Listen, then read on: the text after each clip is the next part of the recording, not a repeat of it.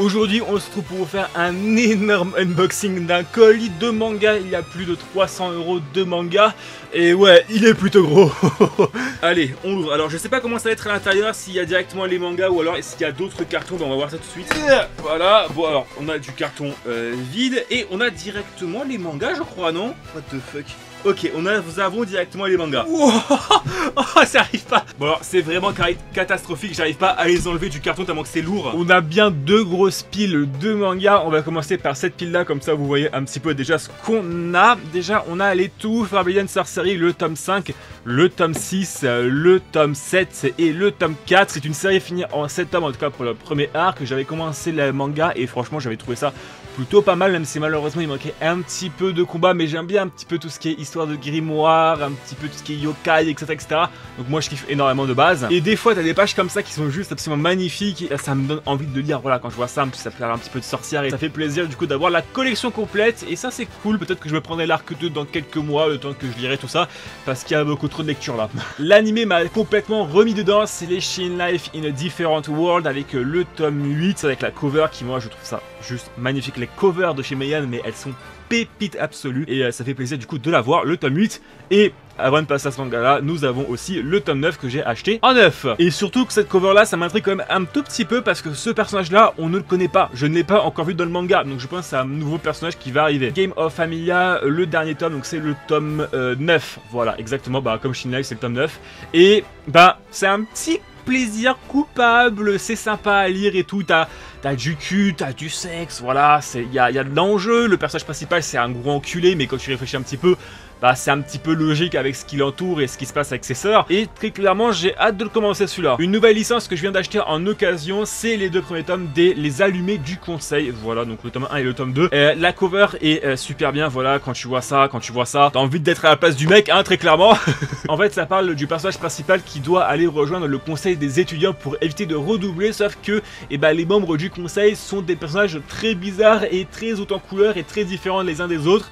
Et du coup elle va devoir s'habituer à ce nouvel environnement, à ce conseil du coup d'étudiants. Ça a l'air sympa, ça a l'air humoristique, donc pourquoi pas le commencer. En plus c'est le premier manga que j'achète un petit peu en histoire courte, ou c'est des micro-histoires, et bah mis bout à bout, ça fera un nouveau style que je vais commencer. Passons à du ecchi, et là il y a du boubard.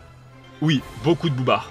Mighty Senpai avec le tome 1 et le tome 2 que j'ai chopé d'occasion, et je me suis acheté le tome 3 en neuf. Si t'as commencé la série, et bah directement avoir les 3 premiers tomes. Voilà, c'est comme ça que je fonctionne un petit peu moi personnellement. J'avais vite fait commencer l'anime et je l'avais trouvé plutôt sympathique. Du coup bah je me suis dit je vais commencer le manga parce qu'en vrai de vrai ça m'étonnerait qu'il y ait une saison 2. Donc je me suis dit go commencer le manga. En plus je suis chez Meian et j'adore Meian. Allez, le prochain c'est Reborn to Master the Blade from Hero King to Extraordinary Squire. Voilà, mon anglais est juste magnifique et catastrophique, hein, vraiment. Je l'ai acheté parce que l'anime était plutôt bien et que je l'avais plutôt bien apprécié. Et vous savez que généralement les adaptations de light novel en anime prennent d'un petit peu des shortcuts, ils coupent pas mal de passages. Et je me suis dit que je vais recommencer en manga 2.0 comme ça, et bah je vais pouvoir avoir tous les petits détails de ce manga. Et je me suis dit je vais recommencer cette licence là 2.0 comme ça, et bah je vais avoir tous les petits détails qui se cachent dans ce titre là. Et en plus voilà, quand tu vois certains personnages, genre par exemple elle là, elle Buenos dias. En plus, la personnage principale aussi là. Oi, je la foudroie.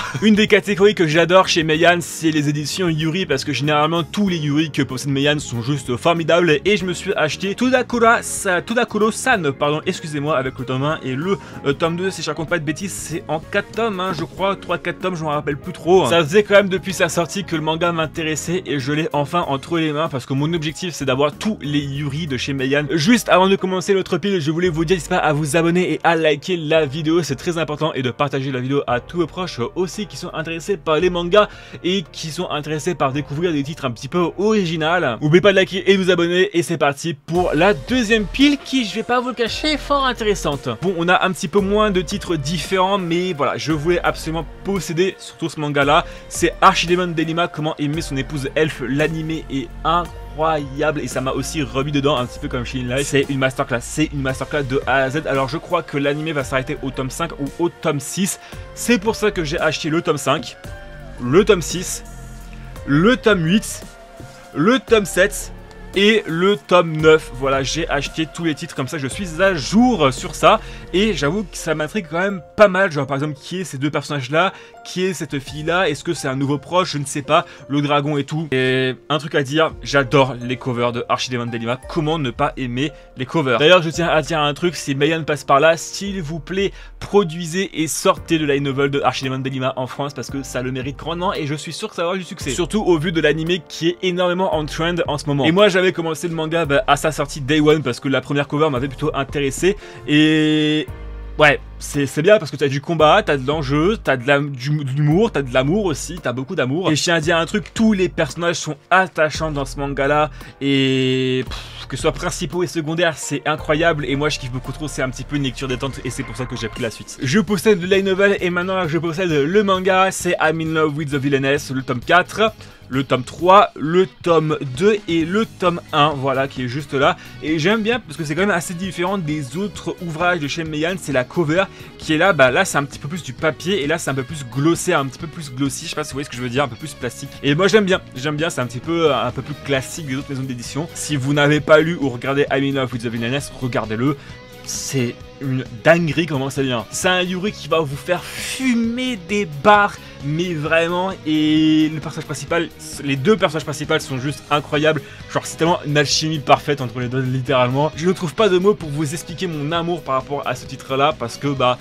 j'ai envie de posséder tous les mangas, j'ai envie de posséder l'anime en Blu-ray et j'ai envie de posséder aussi le light novel en entier. Donc vous avez le manga chez Mayan et vous avez le light novel chez la nouvelle édition. Ça faisait depuis énormément de temps que je voulais commencer cette série là parce que je l'avais en visu depuis bah, quand même pas mal d'années, hein, à peu près un an que je l'ai en visu. Et je l'ai enfin acheté après avoir lu le chapitre gratuit là sur le site de Mayan. Je me suis dit je vais l'acheter parce que ça a l'air incroyable et c'est typiquement le genre de manga que j'aime bien et de webtoon que j'aime bien. Ça ressemble un petit peu à un webtoon dans le genre. C'est Anna l'inaccessible avec le tome 4 et le tome 3 que j'ai chopé d'occasion et j'ai pris le tome 2 et le tome 1 en 9. La carte maîtresse du fabricant de confiserie traditionnelle Mitsubashi se nomme Anna Takamine. Cette jeune femme aussi belle qu'inégalable fait rêver par son côté inaccessible. Mais derrière cette image de perfection, Anna cache en réalité un secret. Elle n'a absolument aucune expérience en matière d'amour et réagit toujours comme une jeune écolière. Pas facile alors d'avouer ses sentiments à Tsuyoshi Yowaki, un autre employé de la société qu'elle est folle amoureuse. Sauf que cet amour est réciproque. Du coup, on va voir un petit peu lors de ces tomes là et de ces chapitres là un petit peu et bah des quiproquos se créent entre les deux.